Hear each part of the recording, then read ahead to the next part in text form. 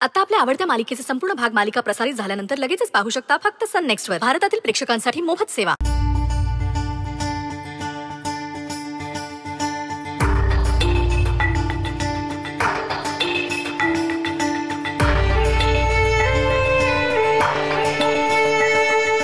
अहो तुम्ही उभे राहिला. हो ना, तू स्वतःहून चालत बाहेर आलास.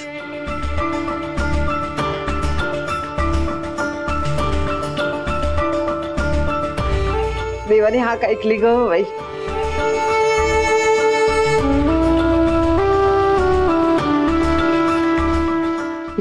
देवाना ऐकलं खरं, पण समीर भाऊ,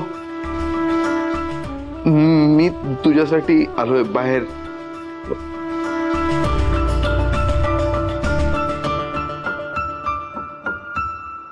तू एकटा नाहीयेस. मी तुला एकट्याला मेहनत नाही करू देणार.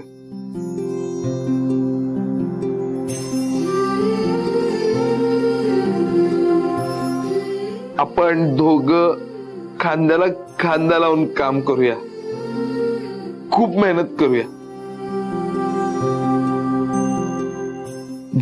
जे काम करू ते एकत्र मिळून करू समीर भाऊ आपण. हो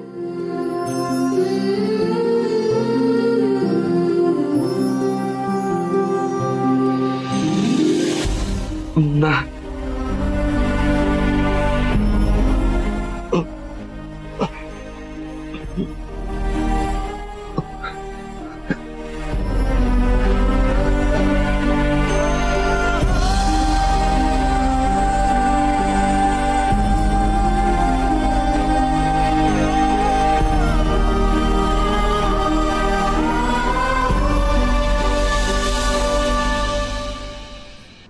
गणपती बाप्पा मोरया, मंगलमूर्ती मोरया. बाप्पा असाच कायम पाठीशी राहा रे बाबा.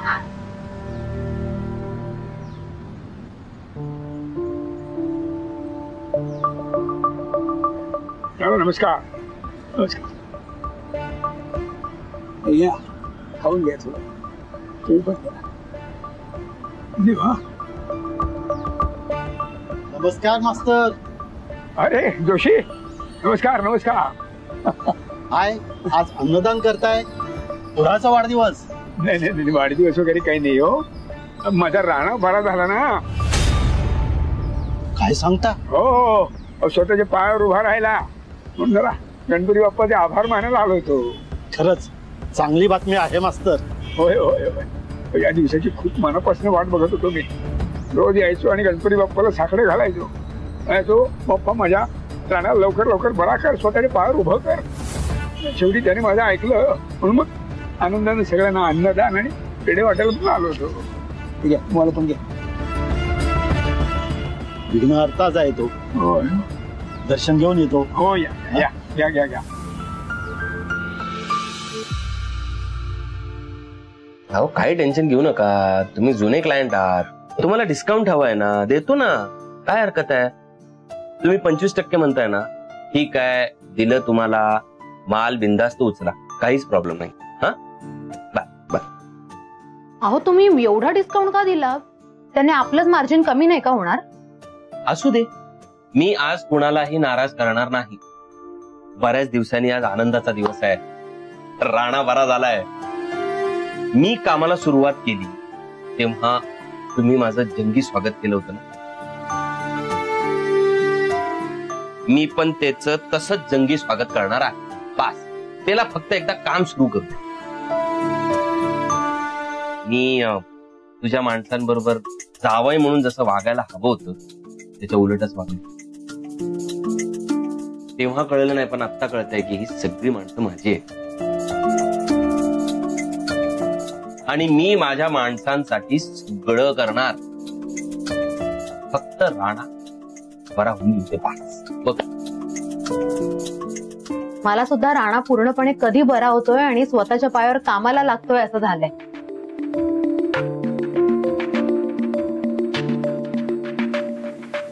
आकाश, हो साहेब, मी स्वतःच्या डोळ्यांनी पाहिले. ते अशोक मास्तर मंदिरात गरिबांना पेढे वाटत होते. तिथल्या एका माणसाने त्यांना विचारलं की का पेढे वाटताय, तेव्हा त्यांनी सांगितलं की राणा उभा राहायला लागलाय, चालायला लागलाय. चालायला लागलाय की बोलायला पण लागलाय ते माहित नाही. पगार पूर्ण घेतोस आणि अर्धी माहिती देतोस. हा, राणा आता चालायला लागलाय. त्याच्यावर झालेल्या हल्ल्याची पोलीस त्याच्याकडनं माहिती काढणार आणि त्यांनी जर का आपल्यापैकी कोणाला ओळखलं ना तर पोलीस आपल्याला सोडणार नाहीत. कठीण होऊन जाईल सगळं, कळलं? हो साहेब. फक्त हो साहेब नकोय, राणावरती लक्ष ठेव.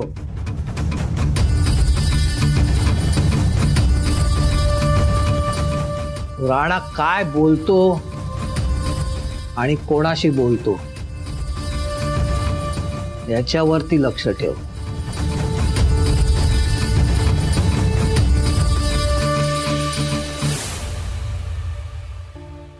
डॉक्टर, काही काळजी करण्यासारखं तर नाहीये ना? नाही, काळजी करण्यासारखं काही नाहीये, उलट चांगली अवस्था आहे.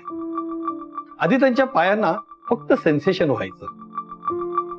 आता मी मगाशी चेक केलं ना, तेव्हा त्यांना टॅप केलं तर थोडा त्रास झाला. पण नाही, तसं काही नाही, उलट त्यांचे पाय बरे व्हायला लागलेले आहेत. आता तुम्ही त्यांना रोज थोडं थोडं आधाराने चालायला लाग. आधाराला पाहिजे तर एखादी छोटी काठी द्या. मी तुम्हाला एका फिजिओथेरपिस्ट डॉक्टरचं नाव सुचवेन. ते इथे येतील आणि त्यांना ट्रीटमेंट देतील. चालेल. काळजी घ्या, होतील बरे लवकर. येऊ मी? धन्यवाद. मी राणासाठी आधाराला काठी घेऊन येते. अगं थांब, कशाला? मी रोज यांना आधार देईन आणि चालायला घेऊन जात जाईन. आता तू बघ, सकाळी मॉर्निंग वॉक, जेवल्यानंतर शतपावली, सगळं सगळं सगळं करून घेणार आहे मी यांच्याकडून. आता सगळं नीट होणार आहे आभा. मी याच दिवसाची वाट बघत होते. आज ना काहीतरी गोडाधोडाचं जेवण बनवते यांच्यासाठी. हा बाई, राणा चालायला लागला तर मौन व्रत तुटलं बाईचं. कसलं मौन व्रत आणि कसलं काय, हे बरे झाले ना, सगळं मिळालं मला. एक मिनिट, माझं मौन व्रत सुरू होतं हे तुम्हाला कसं माहिती? तुझं माहिती? मी कोणालाच सांगितलं नव्हतं. नाही माहिती. अगं, एखादा माणूस जर फार वेळ बोलत नसेल ना, आपण म्हणत नाही का त्याला, बाई मौन व्रत दिसतंय, तसं ते वाला. ए, काहीतरी वास येतो गॅसवर. काय? हा बघ. चल चल चल. ए चल.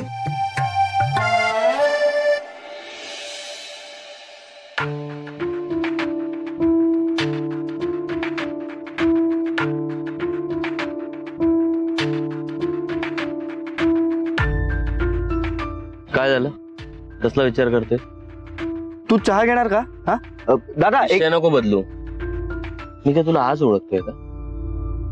लहान होतास तेव्हाही घरात काहीही घडलं की लगेच बाहेर कुठेतरी निघून जायचं. तेव्हा जसा चेहरा पडायचा आजही तसाच पडलाय. काय झालं सांग? दादा, मला असं वाटतं की राणा दादा आता बरा झालाय तर आपण वेगळं व्हायला हवं.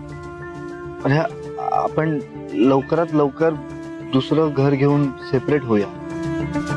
म्हणजे बघ ना, आता राणा दादा बरा झालाय म्हटल्यावर तो हळूहळू बिझनेस मध्ये उतरणार आणि किती नाही म्हटलं तरी बिझनेस वरून काही ना काही खटके उडून घरामध्ये वाद होणार म्हणजे होणारच. दादा, आपल्या सगळ्यांचेच या घराशी खूप चांगले संबंध जुळले आणि ते तसेच आयुष्यभर टिकून राहावे असं वाटतं मला. त्यामुळे लवकरात लवकर सगळी सूत्र राणा दादाच्या हातात देऊन आपण वेगळं होईल. मला कळतंय सगळं. आपल्याला या घरात काय आयुष्यभर राहता येणार नाही आणि ते बरंही दिसणार नाही. पण मी विचार करत होतो की जर आपण जायचं म्हटलं तर बाबांना काय वाटेल, आणि महत्वाचं म्हणजे जायचा विषय काढल्यानंतर मुक्त आणि ओवीला काय वाटेल. हा विचार तर मी पण करतोय कधीपासून. मी काय म्हणतो आकाश, आपण एक काम करूया, मुक्त आणि उवीच्या मनात नेमकं काय चाललंय ना ते आधी जाणून घेऊया. तेव्हा आज न उद्या तर जावं लागणारच आहे. कोणाचंही मन न दुखवता गेलो तर बरं.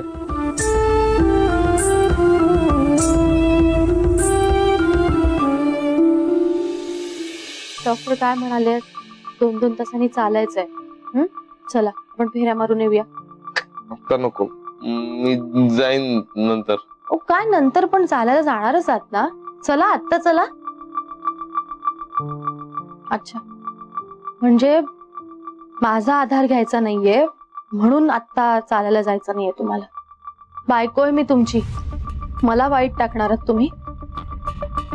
असं का वागताय पण? जे काही झालं त्यामध्ये तुम्ही बरं व्हावं इतकंच वाटत होतं मला. आतापर्यंत मी जे काही वागले त्यामागे माझी काही कारण होती की तुम्ही पण समजून घ्यायला नको. पण आता तुम्हाला मीच नकोशी झाले म्हटल्यानंतर माझ्या जगण्याला काय अर्थ आहे? कशासाठी जगायचं मी ज्या काही चुका केल्या आहेत त्याच्या बदल्यात तुम्हाला मला माफ करणं जमत नसेल तर एक वेळ जीव घ्या माझा. पण हे जे काही तुम्ही वागता नाही, नका वागू माझ्याशी. राणा,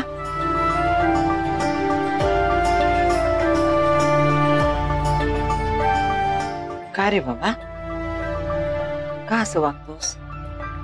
मग तुझ्यात आणि आमच्यामध्ये काय फरक आहे सांग बरं. अरे इतका प्रेमळ निर्मळ मनाचा प्रामाणिक माणूस तू, आणि तू असं वागलास तर तिने कुठे जायचं? अहो पण तिचं वागणं तुम्ही. बाई आम्ही काय कमी वाईट वागलो सांग मला? आठवतंय ना तुला सगळं? केलं ना माफ तुम्ही सगळ्यांनी आम्हाला. मग हे बघ राणा, आम्ही काय इथं कायमचं राहणार नाही बाई. एक ना एक दिवस जाऊ आम्ही. पण तुला आणि वृंदाला मिळून आयुष्यभर संसार करायचा आहे. तुमच्या बर्फीला दोघांनी मिळून मोठं करायचंय बाई. ती जे काय माझ्याशी वागली ना राणा, त्यासाठी माझ्या भूतकाळातल्या चुका कारणीभूत आहेतच की. माझे भोग आहेत असं समज आणि माफ कर तिला. काय ते बघ, मी सुद्धा माफ केलं बाई तिला. केलं का नाही सांग? सगळे विसरले की नाही? तू का राग धरतोस?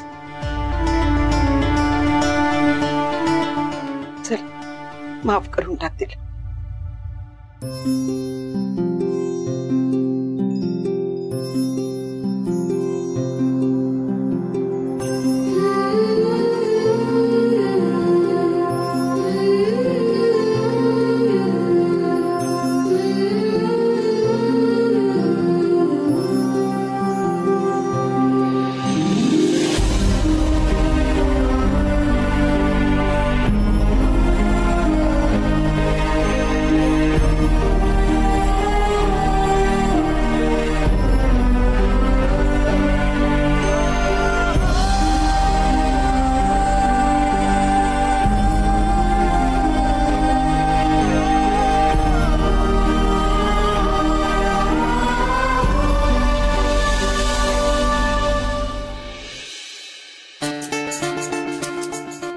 नाही राहू दे, मी करतो.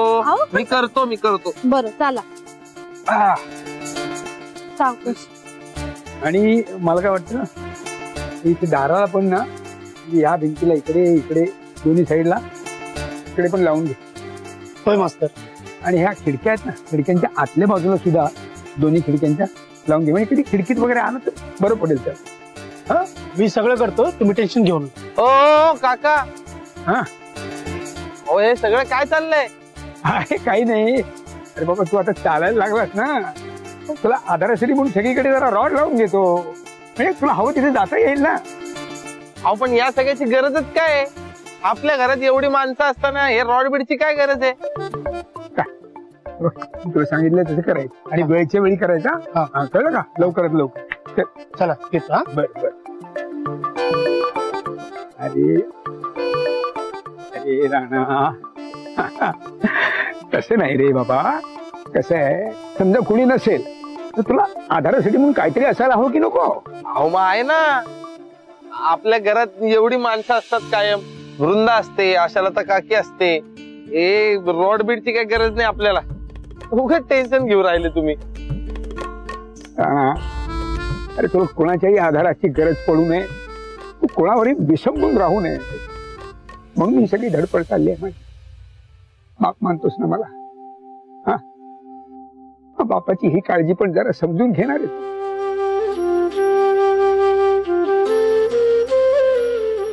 कसं असतं राणा, आपल्या मुलांना कोणाच्याही आधाराची गरज पडू नये त्याची तजवीज करण्यात बापाचं अर्धा आयुष्य खर्ची पडतं. मी गेल्यावर माझ्या राणाला सुद्धा कोणाच्याही आधाराची गरज पडू नये म्हणून ही सगळी खटपट चालू आहे माझी. काका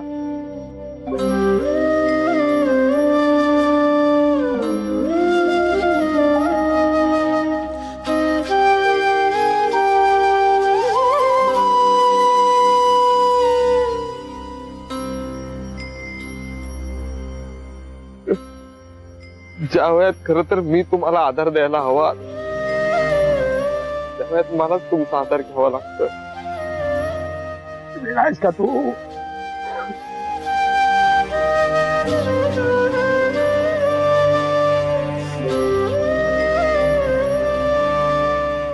आणि हा काका, मी तुम्हाला फायनल सांगू राहिलो, काय ही जायची भाषा वगैरे करायची नाही तुम्ही अजिबात. बघा तरी मग अहो काका, तुम्हाला अजून लय काय काय बघायचंय. आणि संकटांचं काय, येऊ दे ना संकट, पाहिजे तेवढी येऊ दे. आजपर्यंत काय आली नाहीत का संकट? पण आजपर्यंत आलेलं प्रत्येक संकट आपण एकत्र मिळून झेललं ना, मग संपला विषय. हिचा आनंदात जगायची वेळ आणि हे बघ जायची भाषा करून राहिले. तुम्हीच सांगा आता. नाही करणार.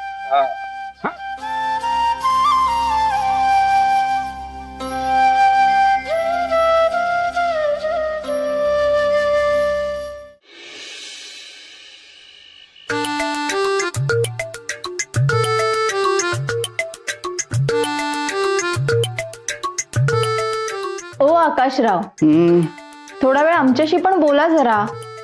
आणि ती मोबाईल नावाची सवत आहे ना, ती बाजूला ठेवा. 2 मिनिट. त्या हॉटेल मेजवानीवाल्याची ऑर्डर कन्फर्म करतोय ग उद्याची. सकाळ सकाळ डिलिव्हरी करायची असते, त्याला अजून ऑर्डर दिलेली नाहीये त्याने.